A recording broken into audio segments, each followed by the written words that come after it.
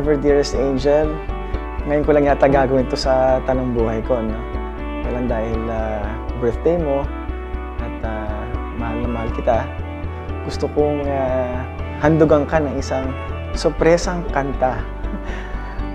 Sana magustuhan mo at hindi ako pagtawanan pagkatapos ang gagawin ko ito. Okay, this is for you.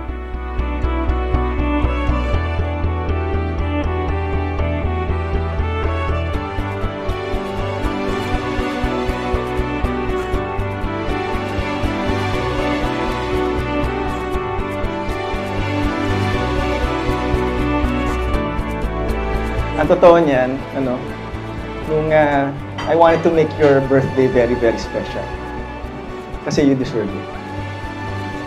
Sa lahat ng mga pinagdaanan natin, alam mo naman yun, di ba? Lahat ng mga pagsubok ko, hindi lamang sa politika, lalo na yung personal, di ba? At siguro, sinasabi ko nga lagi sa iyo, di ba? May isang tao talaga na siguro hanggang pagtanda ako makakasama ko ikaw yun. Kasi lahat, no? Wala nang kailangang itago. Yung kahinaan ko, yung mga pagkakamali ko, yung mga bagay na hindi ko kayang gawin. Lahat ng mga yun, ikaw nagpupuno. Katulad yun nandito sa puso ko. Kaya ngayong gabi, gusto kong imbitahan lahat. Oo nga. Gusto kong imbitahan lahat ng mga tao malalapit sa iyo para may padama ko sa iyo yung birthday mo at tanggapin mo yung aking regalo. Buksan mo. Huwag ka muna umiyak. Yung bill nung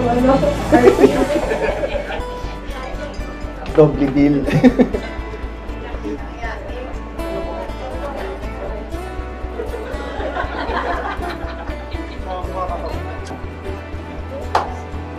Meron pa.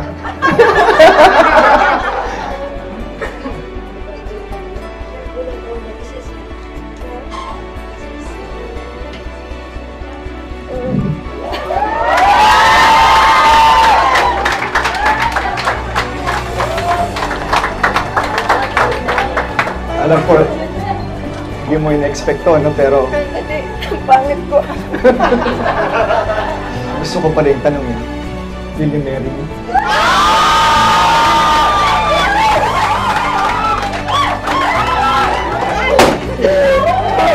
Pero naman pagkakbos, saka ako tinanong. 13 years na yun eh. Mahali kong boses. Gusto ko lang tanongin kung totoo ba yung sa'yo.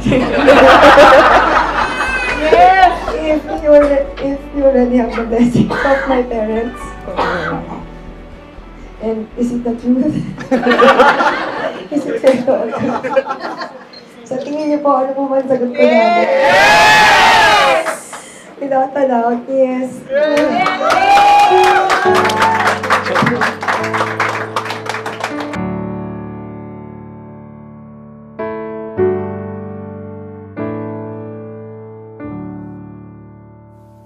Ikaw ang una at huli. Love you. Pag-ibig ng buhay ko. Tuloy na. Naghintay, nandito ka na, aking habang buhay.